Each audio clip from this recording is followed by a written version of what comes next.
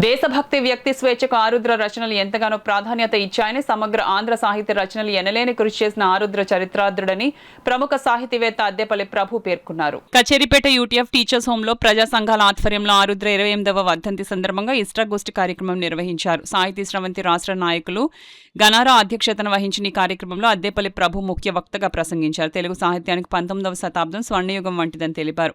సంఘ సంస్కరణ, స్వాతంత్ర ఉద్యమం జమిలీగా సాగిన కాలంలో ఆరుద్ర వంటి రచయితలు దేశభక్తికి, వ్యక్తిగత స్వేచ్ఛకు ప్రాధాన్యత ఇచ్చారన్నారు. ఆనాటి రచనలు అంటరానితనం నిర్మూలన, స్త్రీలకు హక్కులు కేంద్రంగా సంఘ సంస్కరణ, అందుకు తగిన విధంగా రచనలు సాగాయన్నారు.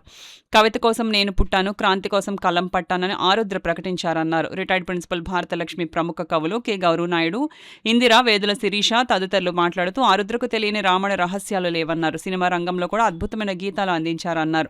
వారి రచనలకు సహజ మార్పు కోరే మార్కిజం కేంద్ర బిందువుగా మారిందన్నారు. ఆరుద్ర కవితల రచనలను ఈ తరం అధ్యయనం చేయాలన్నారు. ఈ కార్యక్రమంలో ముందుగా ఆరుద్ర చిత్రపటానికి పూలమాల వేసి జోహార్లు అర్పించారు. మేడిశెట్టి శ్రీరాములు, స్టూడియో మురళి ఆరుద్ర సినీ గీతాలు ఆలపించారు. ఈ కార్యక్రమానికి యూటీఎఫ్ పూర్వ రాష్ట్ర కార్యదర్శి జి ప్రభాకర్ వర్మ ఆహ్వానం పలకగా, జిల్లా జేఏసీ మాజీ చైర్మన్ బూరిగా ఆశీర్వాదం, రిటైర్డ్ ఇంజనీర్ పిల్లి రామారావు, జన విజ్ఞాన వేదిక నాయకుడు జిఎస్ వర్మ, ఎన్వి పద్మావతి, ప్రముఖ న్యాయవాది సలార్, గురజాడ విద్యాలయం బాధ్యుడు ఇబ్రహీంలతో పాటు Venapa Chakkarrao, K Satyaraju, Malaka Venkataramana, K Veerababu, Medisetti Venkataramana, Prasad, John Victor, Palivela Veerababu తదితరులు పాల్గొన్నారు.